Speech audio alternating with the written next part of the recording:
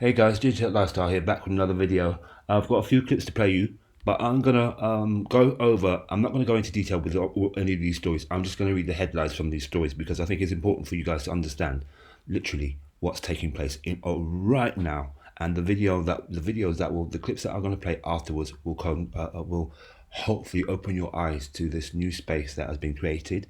We are digital at the end of the day, right? And I think people are still sleeping on the sidelines, waiting for the government to turn around and say, yes, let's let's give them digital wallets. No, you need to do this for yourself. Get ahead of the game, because if you're in the forefront of this new transformation, guess who's going to be the winner? You. Those who are left behind, those who are forced onto it, will, I don't think, benefit as much as those who are in front of it. Anyway, Deutsche Börse unveils another digital asset initiative. Figure raises 60 million for Figure Markets blockchain exchange lending. UDPN, opens digital currency sandbox for commercial central banks. Nigeria Zone Interbank blockchain raises 8.5 million. Financial firms to increase DLT investments, distributed ledger investments, as AI Broadbridge survey finds. Bevan Howard to co-lead 69 million funding for DeFi-focused blockchain. Standard Chartered Zodiac Markets use stablecoins for corporate cross-border payments. Yes, it would be payments. Hong Kong invites applications for retail CBDC phase 2. I'm not sure if that's going to happen, but hey, the CBDCs. They are not many people like them, and you've heard Trump come out and say no, he's not a fan of that. Figure plans DEX for crypto fixed income equity, and I hope this would be what Figure does.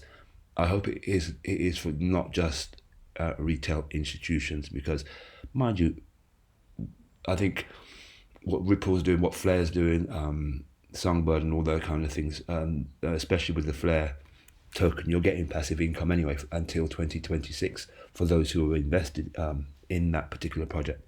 So even if they do decide to keep it for themselves, like they usually do, it won't matter, because there will be other alternatives like DEX pools and liquidity pools coming up on the XRP ledger for the AMMs that are coming to the forefront, and that's supposed to be by the 22nd of this month. The vote's supposed to be passed for that. Anyway, moving on. I'm not going to read many more of these because time. Japan's largest mobile phone firm, NTT Domoco, launches Web3 wallet. Russia signs law allowing digital assets usage for sanction-busting payments. India regulatory SEBI instant settlement tokenization needed to compete with crypto. Clear Tokens raises 10 million for digital asset central clearing for Nomura Standard Chartered guests. And last one, EBY Melon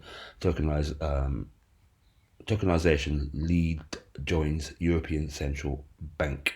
Oh, and Goldman Sachs, BY Mellon Institutions Canton network DLT interoperability trial for RWA. Look, guys, sorry, I'm a little bit dyslexic, as you can tell.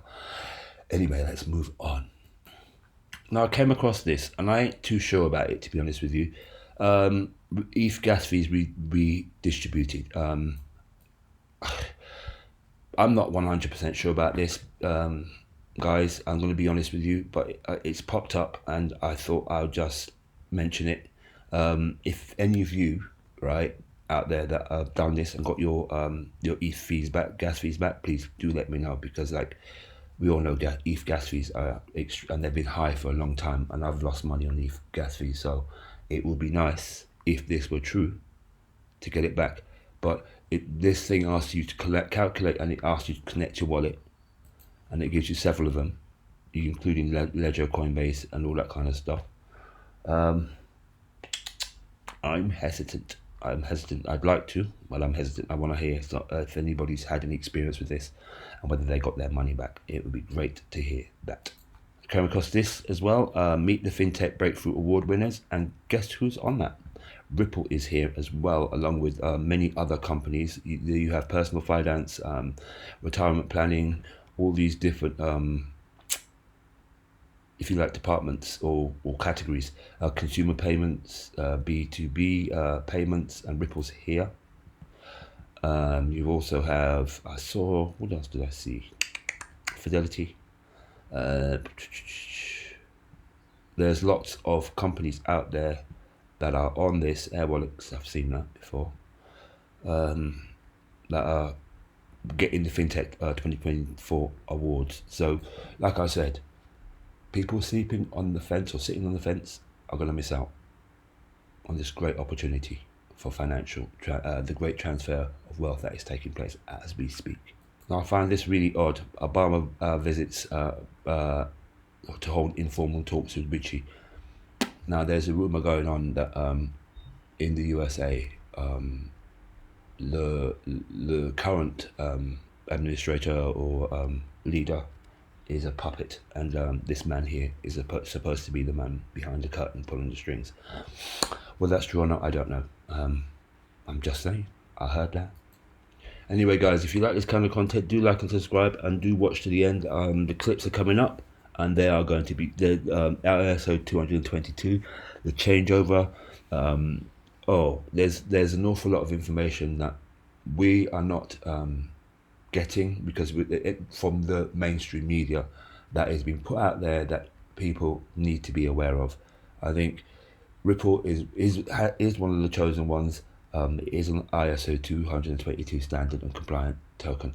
Anyway, Digital Lifestyle here again. I will be back again with another video, but please do like and subscribe.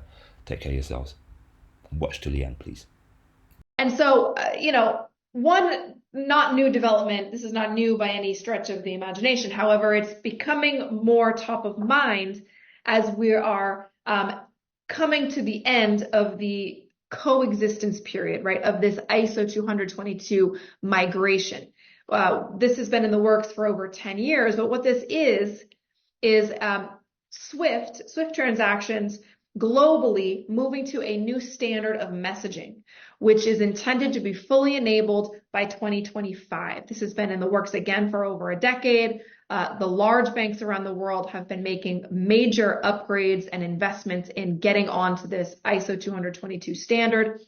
And I just read a stat that it's estimated that about 80% of the 14,000 financial institutions connected to SWIFT will be ISO ready by the end of 2025, right, the end of next year. And so what this is intended to do is to make SWIFT payments faster, make them more seamless, remove friction, and also have more enriched data that helps institutions understand cross-border flows and be more prepared to compete more aggressively in this space. So this is one aspect that's making SWIFT potentially and theoretically more competitive in an environment where SWIFT is getting attacked from all angles, something that we will discuss a little bit today, right? I saw that, what is, and I'm a Buffett guy, right? I'm a what's the intrinsic value? What's the thing actually worth? The currency notion, gold always seemed like a ridiculous investment to me, right? Because it only has value because someone else has value. Ultimately, it's a greater fool theory notion, right? But the intrinsic value in these coins or in these assets isn't there. Right? It's just hoping someone else is going to find it there. Maybe it's a better way to use security. Maybe it's a better way to use technology. But what I saw in Ripple was something different than what I see in some of these other ones, and certainly a lot of these ICOs, is that the activities of the software company create value in the asset, an underlying intrinsic value. Now, the volatility of these things is because they're trading and because they're tradable assets, and certainly there's going to be volatility in the early days of any tradable asset, or extreme volatility. But I think one of the reasons you have that volatility is because no one's doing that. This is ultimately worth that. This is the price, or that is the price I'm willing to pay for this asset. And I think that over time we're going to see that. And I believe that Ripple is going to be able to demonstrate an intrinsic value for XRP that some of these sillier coins and assets don't have and won't have. And Corey, global reserve currencies in that conversation. China got ahead very, very fast. The Chinese digital yuan is live. It is blockchain based. It uses blockchain in its infrastructure. And several hundred million Chinese now have digital wallets that have digital yuan in them, and they can buy and sell things in China with that CBDC. That is very important. It is a use case. It may not be in the US or Europe, but it is large and it is growing fast. The real point, however, is the rest of this page. Most of the rest of the world's largest countries, like Brazil, India, Mexico, Nigeria, Pakistan, Russia, and others, have already announced that they will have pilots active in 2024 for their central bank digital currencies. And when you take all of that together, it actually means that about 4 billion people, half the world's population, will be told in 2024 that they need to either open a digital wallet or prepare to open a digital wallet, and that digital monies are part of what's expected of them as citizens of their countries. And we think that this is an enormous accelerant to everything we invest in, because obviously the 500 million that I mentioned before were crypto wallets. These are now government-sanctioned digital wallets with digital monies in them. This technology is going to be very important. Look at it. We have been part of a huge revolution in investing through ETFs. We believe that ETFs will be changing the whole way we invest. I believe the next generation for markets, the next generation for securities will be tokenization of securities. And if we could have that distributed ledger that we know every beneficial owner, every beneficial seller, we all have our code of who's buying, who's selling, instantaneous settlement. And think about it, it changes the whole ecosystem. Grant, I want to talk a little bit about the timeline here. Of course, you onboarded these ETFs about a month or so after they launched, a little more than a month after. Is that unusually quick when it comes to brand new ETFs? It is. In this case, we wanted to act quickly. We have a due diligence committee that meets every week. We meet as an investment team 3 times a week. And so we felt we were in a place to be nimble and allow our advisors to get access to these products as soon as we could, but also do the proper thorough due diligence on the underlying. And so we were able to get them out about a month after launch, which gave us a good amount of time to kind of get a read of where product and asset flows are going to go. And we've seen interest. To Eric's question, we have seen a handful of advisors allocate on average 3.5% to client households. Of course, that's an average with a range and generally in more aggressive accounts. And we over-communicated that aspect of things as well, trying to communicate with clients about what these products actually are and also how to use them in portfolios appropriately. So for those investors interested in the Bitcoin ETFs that you offer, are they deploying new funds or are they cashing out of other assets on your platform to raise funds to buy the Bitcoin ETFs?